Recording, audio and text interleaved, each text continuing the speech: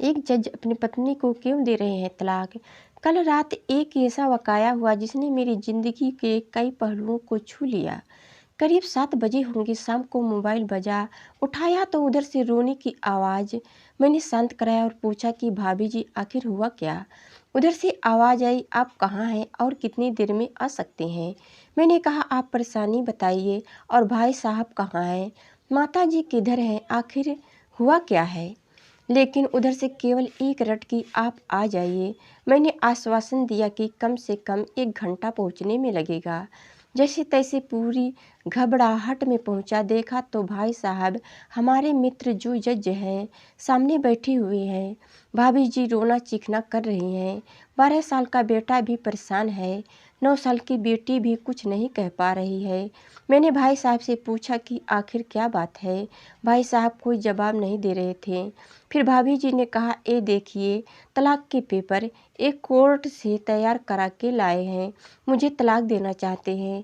मैंने पूछा ये कैसे हो सकता है, इतनी अच्छी फैमिली है, 2 बच्चे हैं, सब कुछ सेटल्ड है। प्रथम दृष्टि में मुझे लगा ये मजाक है, लेकिन मैंने बच्चों से पूछा दादी किधर है। बच्चों ने बताया पापा ने उन्हें 3 दिन पहले नोएडा के वृद्धा आश्रम में शिफ्ट कर दिया है।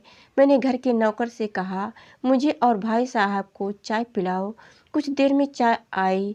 भाई साहब को बहुत कोशिशें की चाय पिलाने की, लेकिन उन्होंने नहीं पी और कुछ ही देर में वो एक मासूम बच्चों की तरह फूट फूट कर रोने लगे। बोले मैंने 3 दिन से कुछ भी नहीं खाया है। मैं अपनी 61 साल की माँ को कुछ लोगों के हवाले करके आया हूँ। पिछले साल से मेरे घर में उनके लिए इतनी नौकर तक भी अपनी मनमानी से व्यवहार करते थे। माँ ने 10 दिन पहले बोल दिया बेटा तुम मुझे ओल्ड एज होम में शिफ्ट कर दे। मैंने बहुत कोशिशें की पूरी फैमिली को समझाने की, लेकिन किसी ने माँ से सीधे मुंह बात नहीं की। जब मैं 2 साल का था तब पापा की मृत्यु हो गई थी। दूसरों के घरों में काम करके मुझे पढ़ाया, मुझे इस काबिल बनाया कि आज मैं जज हूँ। लोग बताते हैं माँ कभी दूसरों के घरों में काम करते वक्त भी मुझे अकेला नहीं छोड़ती थी। उस माँ को मैं ओल्ड एज होम में शिफ्ट करके आया हूँ। पिछले 3 दिनों से मैं अपनी माँ के एक एक दुख को याद करके तड़प रहा हूँ जो उसने केवल मेरे लिए उठाए। मुझे आज भी याद है जब मैं टेंट की परीक्षा में अपीयर होने वाला था। माँ मेरे साथ रात रात भर बैठी रहती। एक बार माँ को बहुत फीवर हुआ।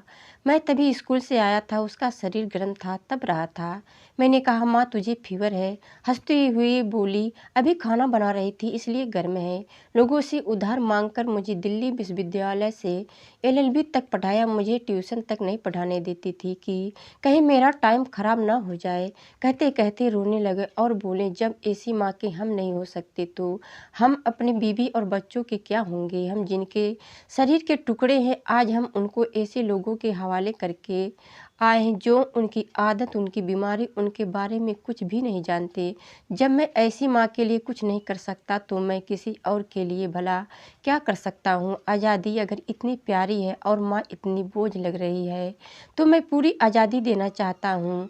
जब मैं बिना बाप के पल गया तो ये बच्चे भी पल जाएंगे, इसलिए मैं तलाक देना चाहता हूँ। सारी प्रॉपर्टी इन लोगों के हवाले करके उस ओल्ड एज होम में रहूँगा। कम से कम मैं माँ के साथ रह तो सकता हूँ। और अगर इतना सब कुछ कर कि माँ आश्रम में रहने के लिए मजबूर है तो एक दिन मुझे भी आखिर जाना ही पड़ेगा। माँ के साथ रहते रहते आदत भी हो जाएगी।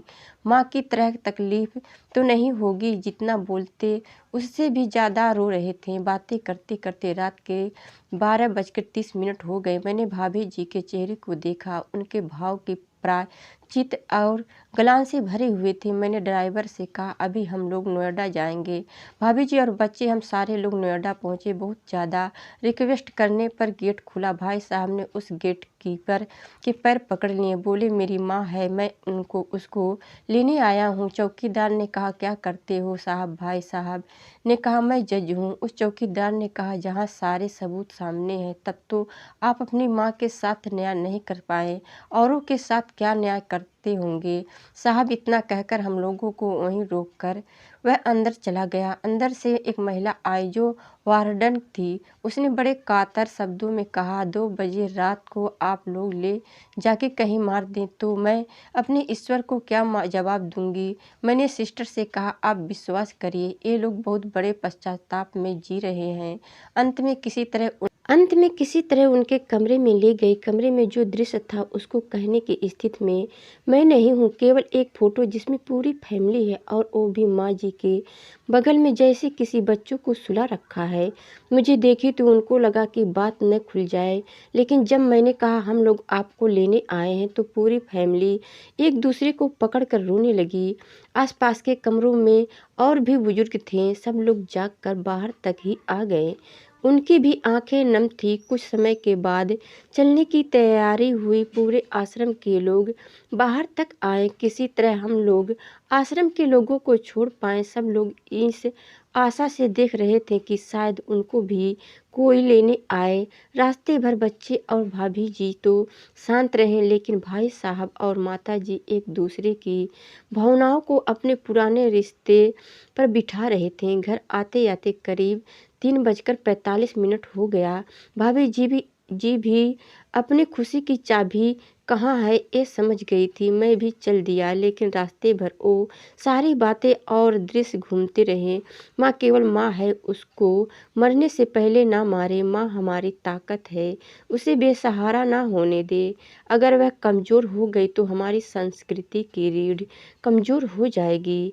बिना रीढ़ का समाज कैसा होता है, किसी से छुपा नहीं। अगर आपकी परिचित परिवार में ऐसी कोई समस्या हो तो उसको ये ज़रूर पढ़ाएं, बात को प्रभावी ढंग से समझाएं। कुछ भी करें, लेकिन हमारी जननी को बेसहारा न होने दें।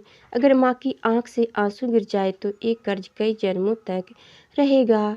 यकीन मानना सब होगा तुम्हारे पास, पर सुकून नहीं होगा। सुकून सिर्फ माँ के आंचल में होता है। उस आंचल को बिखरने मत देना। इस मार्मिक दस्ताना को खुद भी पढ़िए और अन्य साथियों को भी पढ़ाइए, ताकि पश्चाताप न करना।